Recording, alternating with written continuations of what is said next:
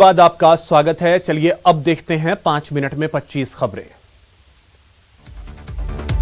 Corona से जुड़ी राहत सामग्री पर मंत्री समूह की सिफारिशों को आज जीएसटी काउंसिल ने स्वीकार कर लिया। वित्त मंत्री निर्मला सीतारमण की अध्यक्षता में जीएसटी काउंसिल ने ब्लैक फंगस की दवा को टैक्स फ्री करने को मंजूरी दे दी। वहीं कोरोना से जुड़ी अन्य चीजों पर टैक्स की दर को कम किया गया। कोरोना की वजह से अपने माता पिता को खो चुके बच्चों के लिए गहलोत सरकार ने मुख्यमंत्री कोरोना बाल कल्याण योजना का ऐलान किया। इस योजना के तहत अनाथ हो चुके बच्चों को 18 साल की उम्र तक हर माह आर्थिक सहायता उपलब्ध कराई जाएगी।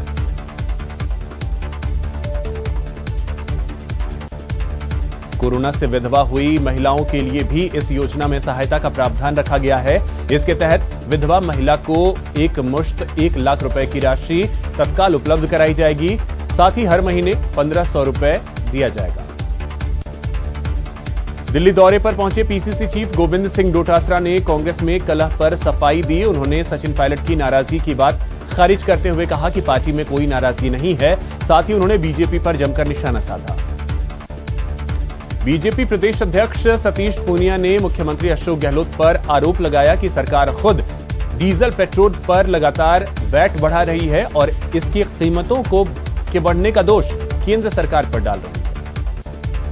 अक्सर अपने बयानों के कारण सुर्खियों में रहने वाले कांग्रेस नेता दिग्विजय सिंह एक बार फिर बीजेपी के निशाने पर आ गए हैं। दरअसल क्लब हाउस चैट के दौरान आरोप है कि दिग्विजय सिंह ने कथित तौर पर कहा कि अगर कांग्रेस सत्ता में आती है तो जम्मू कश्मीर में आर्टिकल 370 को फिर से बहाल करने पर विचार करेगी।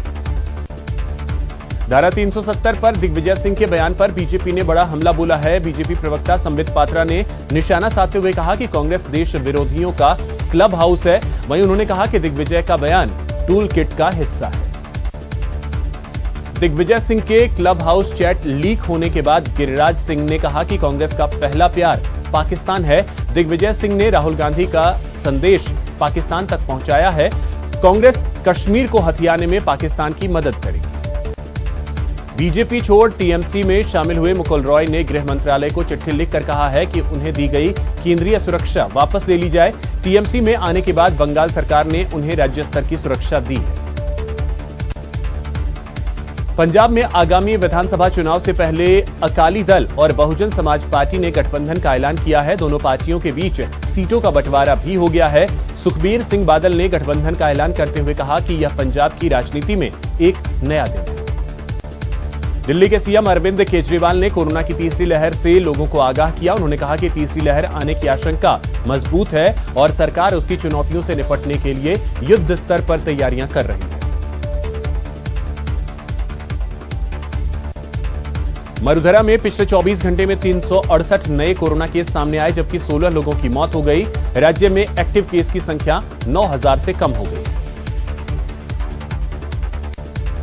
मॉडिफाइड लॉकडाउन के तहत वीकेंड कर्फ्यू को असरदार बनाने के लिए अजमेर पुलिस गंभीर है। बाकायदा कोरोना गाइडलाइन का उल्लंघन करने को लेकर ड्रोन से नजर रखी जा रही है ताकि गाइडलाइन का उल्लंघन करने पर पुलिस ऐसे लोगों के खिलाफ कार्रवाई कर सके।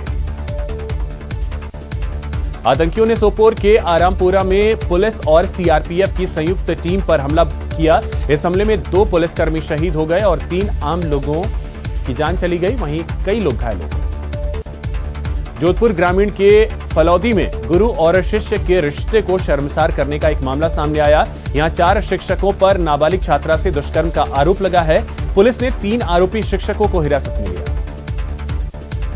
चित्तौड़गढ़ में नारकोटिक्स टीम ने बड़ी कार्रवाई की और हेरोइन बनाने में काम आने वाला संदिग्ध केमिकल पकड़ा। साथ ही खेत मालिक सहित 2 लोगों को गिरफ्तार किया।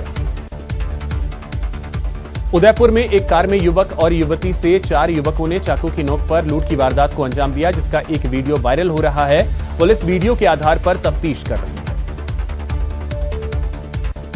कोटा के इटावा में लोगों की सजगता से बाइक चोरी की कोशिश नाकाम हो गई और सीसीटीवी फुटेज की वजह से एक बाइक चोरी होने से बच गई। कोटा में 2 युवक चोरी करने की फिराक में थे, लेकिन लोगों की सजगता से ये दोनों युवक पकड़े गए। दोनों की तस्वीर सीसीटीवी कैमरे में कैद हो गई। अजमेर पुलिस ने 11 करोड़ की नशीली दवा के साथ मुख्य आरोपी श्याम सुंदर मुंदड़ा को गिरफ्तार किया है। आरोपी कई दिनों से फरार चल रहा था। पुलिस अब आरोपी को रिमांड पर लेकर पूछताछ करेगी। राजसमंद में लॉकडाउन के दौरान अपराध का ग्राफ तेजी से बढ़ रहा है। जिले में चोरी, नकबजनी, लूट की वारदातों में 4 गुना इजाफा हुआ है। राजस्थान ऐसा पहला राज्य है जहां पेट्रोल और डीजल दोनों 100 रुपए प्रति लीटर को पार कर गए हैं। राजस्थान के श्रीगंगानगर जिले में पेट्रोल 107 रुपए प्रति लीटर जबकि डीजल 100 रुपए प्रति लीटर मिल रहा है। देहरादून के इंडियन मिलिट्री एकेडमी में शनिवार को पासिंग आउट परेड हुई। पासिंग आउट परेड में मित्र देशों के 84 कैडेट्स भी शामिल हुए। इसके साथ ही 341 यंग ऑफिसर सेना का हिस्सा बने। कोरोना के चलते इस साल हज यात्रा के लिए बाहरी मुल्कों के लोगों को मौका नहीं मिलेगा। सऊदी अरब की ओर से जारी बयान के मुताबिक इस साल 60,000 स्थानीय लोग ही हज कर पाएंगे। दुनिया के नंबर 1 टेनिस खिलाड़ी नोवाक जोकोविच ने इतिहास रच दिया है। उन्होंने फ्रेंच ओपन के सेमीफाइनल मुकाबले में 13 बार के चैंपियन राफेल नडाल को 3-6, 6-3, 7-6, 6-2 से हरा दिया। फाइनल में अब जोकोविच का सामना वर्ल्ड नंबर 5 ग्रीस के सित्सिपास से होगा।